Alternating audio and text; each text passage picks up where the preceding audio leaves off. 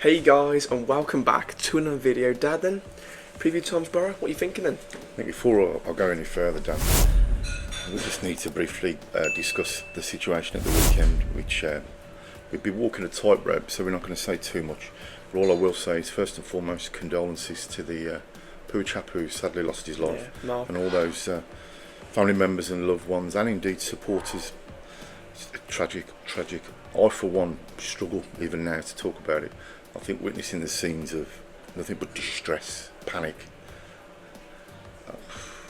It is a tough subject to talk about. I think you appreciate, guys, why we didn't put the video out the weekend because of what happened in that away end, and I hope that his family are well.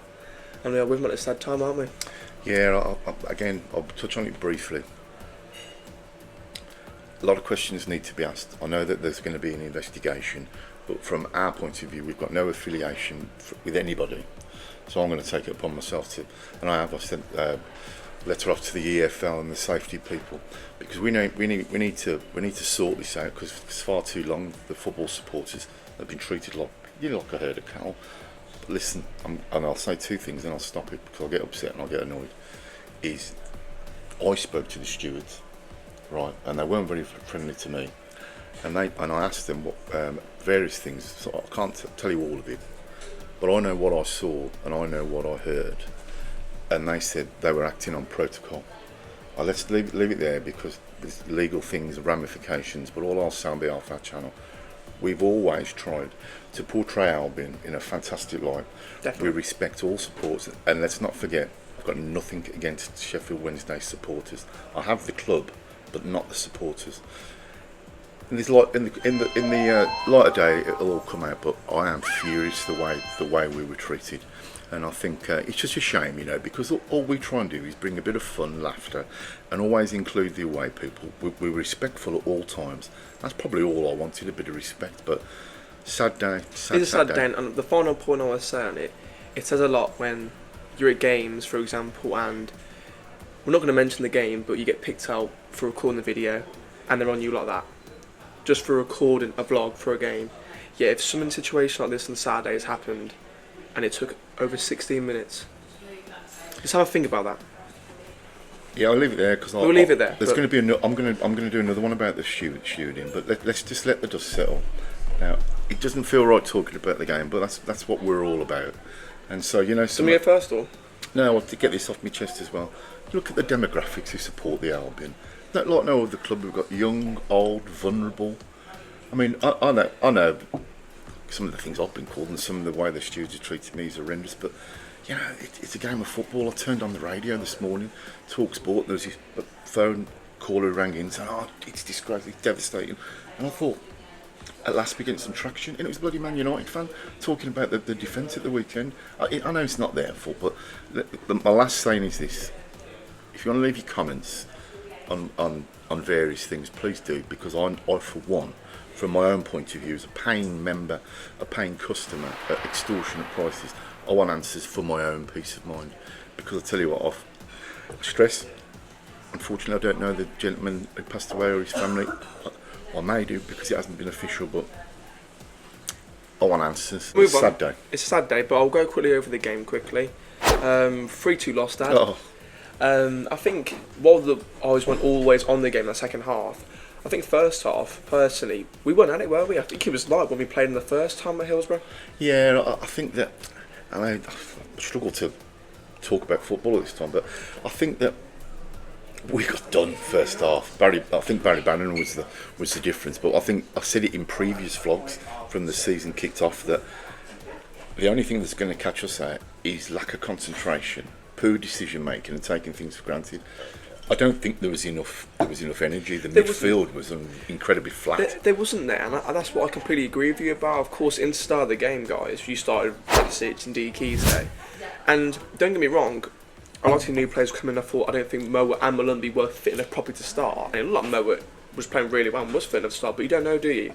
And what I tend to find was, I was saying this to you in the first half, because we didn't put the vlog up so people won't know, but I found that the midfield didn't want the ball. They didn't want really to come to the ball, make an option, and realistically do the likes of Moa and Malumbi do, get the ball, spray it about a bit, and that's what we were missing. And I feel like as well, we spoke about it after the game, the fact that Swift, for example, was the one player who I thought did go missing that first half especially. He was the man that you want to come to the ball and then take up a couple of touches and then ping it around, and that's the reason why you open up gaps and spaces, because you'll drag some players out with him, and that's what I thought Sheffield Wednesday did a proper job on us for.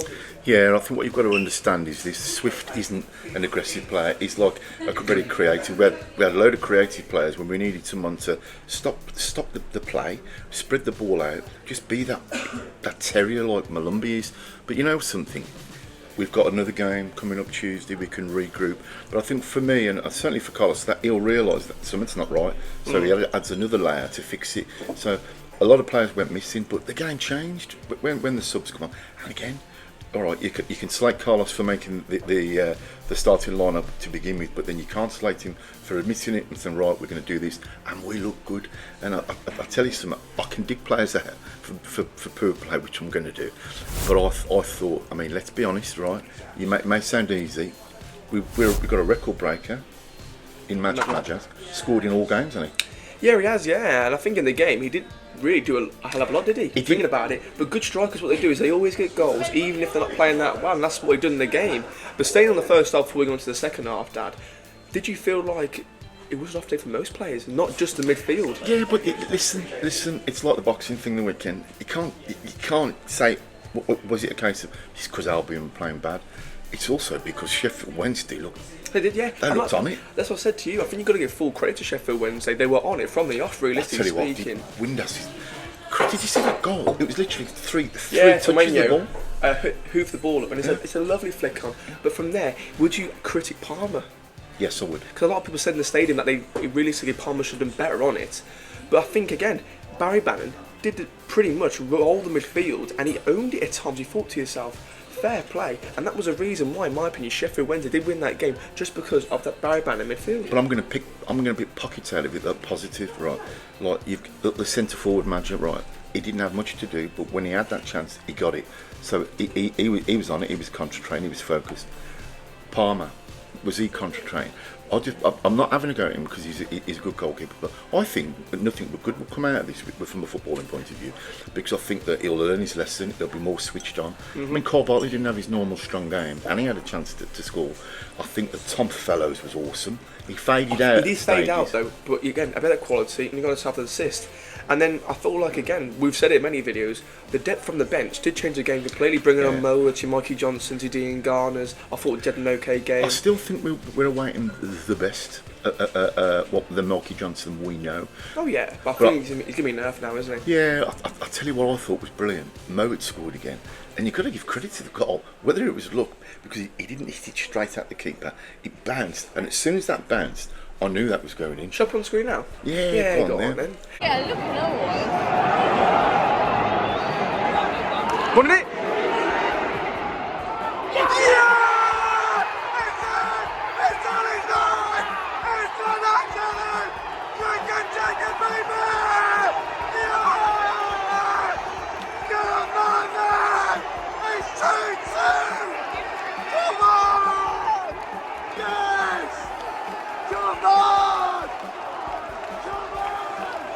What a goal! Alex Morris! You beauty! Bye bye! Bye bye! Bye bye! Bye bye! Bye bye! Bye bye! Bye bye! Come on! But what a goal that was, and I thought it was an ace finish, and of course it was Limbs after. And now into the second half, I thought we were so much better. We looked totally the better team that second half, didn't we? Which, sorry to put in, which goes to show we can handle the pressure. We are capable, we are creative, we have got it in our arsenal, and I thought it was incredible. When it was 2-2, I thought, oh my days. Did I see it coming that they were going to... No, I didn't. I thought we'd have the game management to shut it. But what's your verdict on the third goal? I thought the football they played to get where they did. Yeah, I think some players switched off. Of course, they always say when you score your goal, you're most vulnerable to letting one in. Who said that? Who was it? Brian Clough. About to say with Brian Clough. I think with that one, it's a bit of lack of concentration. That's the reason why we have lost the game. And again, it's a bit of quality from Barry Bannon and Josh Wynn that's pinged the ball through. And It's one of those. I think Their key players were at it. they were, and I think I said in the preview as well last week. I said it's players like Masabi, Barry Bannons, Josh Windass, and they all realistically stepped to the play on the weekend. I think every single one did for Sheffield Wednesday, and you've got to give them credit. I thought at times, especially after the goal went in for the third one, Hillsborough was bouncing. You know, my philosophy is on that though. We spoke to many Sheffield Wednesday fans before the game, and they were saying that they had a slow start and they're gelling together again. It'll be interesting to see. I don't think they'll get another result like that this season. Not because they're not capable, but because I think Albion were there to beat, and I think the team talk was already done in as much as you've done it before. Go and do it again. Yeah, I do completely agree with that. It's one of those. I think at the end of the day, I don't mind losing because I feel like we weren't up to it against Plymouth. I thought we might have got away with it there, and against Sheffield Wednesday, we pretty much, pardon my French, got dicked in that first half. Dicked. Yeah. You think you are, but it's one of those. dicked. Oh, that's a good one, that is. Now going on to Middlesbrough. It's going to be a struggle because, of course, they're on a bit of roll now. We know the things that Michael Carrick can do under a good side in Middlesbrough. I'm sure you've done your notes on them for once, but what are you thinking? Yeah, I think I'll have to put me goggles on. I actually think that Middlesbrough have got a lot similar traits to Albion. They have got a lot to offer. I'm not too sure. If On the day, they're an extremely good they football are. side. I'll go first. I think they've got their top goal scorer Latte left. Not too sure if he's playing. I think he might be out for a couple of weeks. Who's the chap? Sorry to butt in, because otherwise I'll just forget. Who's the chap on loan from Liverpool? Ben Doak? Ben Doak, yeah. I think he scored the weekend. He's supposed to be a real breath of fresh air. He's a really good player for me. I think he's one of those youngsters because I think the likes of him, Lewis Kumas in the league, I think these youngsters are getting game time and they're showing why. There's so much hype around them. I think they're one of these teams where they've got a very, very good manager, not as good as Carlos, I may add. He's an extremely good tactician. I've seen the best and probably the worst of Middlesbrough. On the day, they're capable of playing some excellent football. But I think one thing that goes against us, and isn't it strange, is because we're top of the table, that our scalp is there to be had. So I think that... So I'd rather been second going into the day. No, you know, it gives us a bit of kudos, doesn't it, being top. I think that it ain't going to be easy. I know that their results so far have been, I think, it's a bit mix and match, isn't it? Really? Three wins, 2 losses, 2 draws, and I think that what we've... Who was it now? The signing on deadline day? I think it was Tommy Conway. Tommy Conway. That was from Bristol City. Of course, he wants his way out, and he's gone to Borough. And to be fair, he scored a couple of goals here and there. And you're thinking to yourself, on his day, he's a good Championship striker. So he's one of the players you've got to watch out for. Especially, as I was about to say, Hayden Hackley. He's a brilliant player in midfield, I feel like. But I think it's going to be one of these. I think Middlesbrough are going to be one of these teams this season who they're not going to be as consistent as they should be, because I actually think they should be doing a lot better than they are. However, time will tell. Now, I think that there's a player in there that I wish we'd have signed on a permanent basis, and he was Clark. Yeah. Was he player of the season when he was at loan at Albion? Yeah, he was, yeah. Of course he had these problems when he went to Borough, because of course I think he did his backing really bad, and there's questions whether he would play football again. Yeah. And now he's back in the side, and he's looking really, really good. And I think he's one of Borough's best players this season. I don't know what you think of that, Borough fans, but he's one of those players in the Championship. It's a Rolls Royce, isn't he? Yeah, plus don't forget, I think we've got a lot to thank Middlesbrough for, because Mowat is such a rejuvenated player. It's brought out the best in him.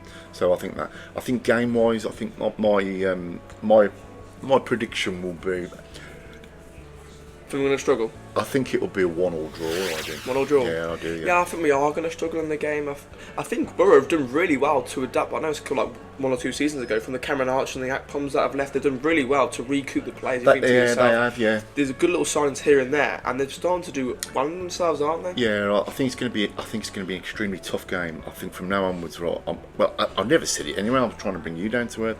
It just goes to show there is not an easy game in the EFL Championship. The thing is, though, for this game here, of course, 8 o'clock kick-off rather than 7:45.